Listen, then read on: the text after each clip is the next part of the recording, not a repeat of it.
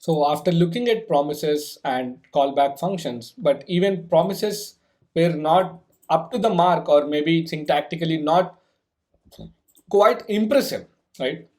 So then we came up with a new approach or new way of handling the promises or asynchronous programming in now JavaScript or Node.js, and that's how we are going to do it right now. So what we are going to do is function main. We are modifying this to use the latest features of async and await, right? So first, what is async?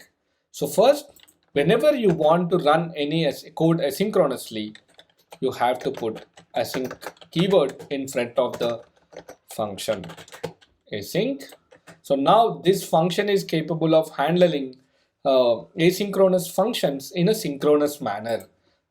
Don't get confused that you're not executing your thread synchronously, but just that, yeah, the code syntax is going to look that way, right? So async. Now what I have to do, I have to wait for task 1.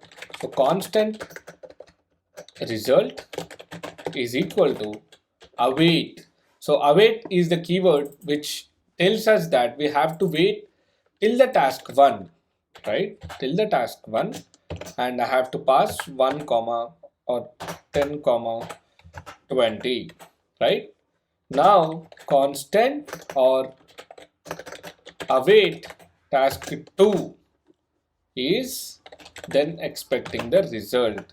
So this is the simplest form of handling asynchronous code in Node.js, and it's all synchronous. I mean, if you see, it looks a lot cleaner when compared to any other type which is called callback pattern or the promises then catch pattern. So if I now execute this, it is very simple. Task 1 and result is also available to us over here. Console.log result in main. So main is also available to us. And now it looks like our code is being executed in synchronous way, but they are not executing synchronously. It is just a syntactical extension or syntactical power which is making us believe that this particular code is being executed in synchronous. But what is the big picture behind async await is that you cannot use await inside a statement which is not made async.